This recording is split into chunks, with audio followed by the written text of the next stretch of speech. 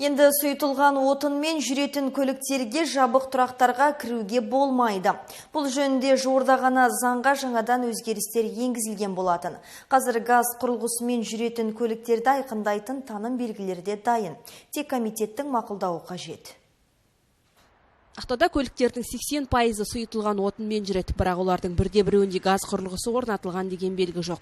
Себебі жол қозғалысы ережесінде бұл туралы арнайы пункт болмаған. Соңғы кезде сұйық отынмен жүретін көліктердің кірпік қаққанша жанып кетуі жол көлік қозғалысын бақылаушыларда ойланта бастады. Сөйтіп желтоқсанда қаулы қабылданды. Өйткені мұндай көліктерді жабық тұрақтарға кіргізу қауіпті болып тұр. Ал жүргізушілер не дейді? Менің ойым, ол тәртіпке бағынған құл болмайды деген, тәртіп солай болса, соны орындау керек. Ол тек жаңағы қауіпсіздік емес. Ол тағы ауаны да ластайды. Негізі бұлай Маңғыстауда газы жоқ машин аз ғой. Негізі газы бар машин көп. Енді сол жағынан қарағанда, енді далада енді парковканы сатып алады адамдар. Газ бар машин кіргені дұрыс, бірақ енді оны қауіпсіздігін қарау керек. Сол жағын көбірек мән беріп қарау керек. Потому что ол жерге кіре алмайтын болса, зачем газы ондай қойып қағазын? Жанармай қымбат кезде жүргізушілерге көлікті газбен жүргізу тиімді. Жыл басталғалы бері 749 көлік иесі тақымындағы темір тұлпарға газ құрылғысын орнатқан. Енді оларға да арнайы таным белгісі қажет деген сөз.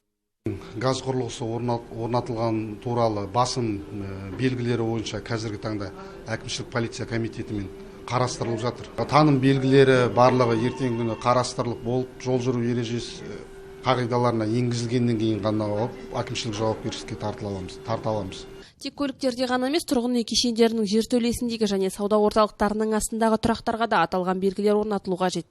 Әзірге тұрғын үйлердің жерасты көлік тұрақтарынан мұндай белгіні көрмедік. Бір ғана сауда орталығы өзгеріске құлақ түрген. Тұрғындардың қауіпсіздігі маңыздырақ дейді.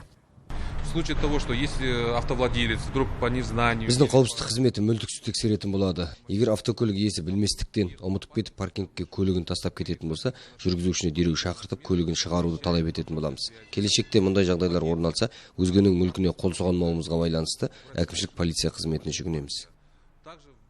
Мына жабық тұрақтың алдында газ құрылғысы орнатылған көліктерге кіруге болмайды деген белгі тұр.